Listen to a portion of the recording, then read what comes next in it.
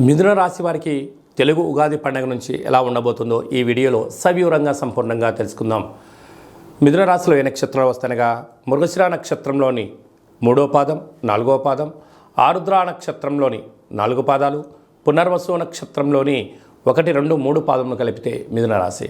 చాలామందికి పుట్టినటువంటి కాల సమయంలో డేటా బర్తులు లేనటువంటి ఏకైక కారణం చేత పేరు యొక్క మొదటి అక్షరాన్ని అనుసరిస్తూ ఆ రాశిని తెలుసుకునే ప్రయత్నం చేద్దాం.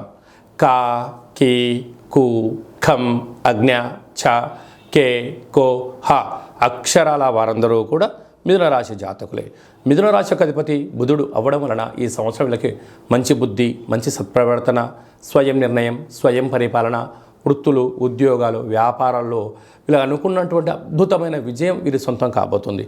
కాకపోతే అర్ధాష్టమ కేతు సంచార స్థితి, అలాగనే భాగ్యస్థానంలో కుజుడు మరియు శని సంచార స్థితి, రాజ్యస్థానంలో విశేషమైనటువంటి శుక్రుడు, రవి, రాహు సంచార స్థితి, లాభస్థానంలో గురువు, బుధ సంచార స్థితి ఉండడం వలన స్వయం నిర్ణయం, స్వయం పరిపాలన, స్వయం కష్టాజీతంతో మీరు అంచెలంచెలుగా గ్రామ, రాష్ట్ర, దేశ, ప్రపంచ స్థాయి వరకు మీ యొక్క పేరు మారుమోగే పరిస్థితి అవకాశం ఉంది. నూతన వ్యాపారవేత్తలకు, సంపూర్ణ నూతన రాజకీయ ప్రవేశం చేసే వారికి మంచి కాలము అని చెప్పి అనుకూలించాలి. కాకపోతే మీ చుట్టూ ఉండబడినటువంటి వారందరూ కూడా వాళ్ళ అవసరాల కోసం మిమ్మల్ని సద్వినియోగపరిచే పరిస్థితి ఉంటుంది. ఎవరు మనవారు, ఎవరు పరాయి వారు అని తెలుసుకోలేనంతగా మిమ్మల్ని భ్రమలో పెట్టే పరిస్థితి అధికంగా ఉంటుంది. కనుక ఇలాంటప్పుడు మౌనం, ధ్యానం, ఏకాగ్రత, ధ్యానం చేయడం వలన మీ మనసు ఏదైతే చెప్తుందో దాన్ని ఆచరింపచేయండి. అద్భుతమైన విజయానికి మీరే సొంతం కండి.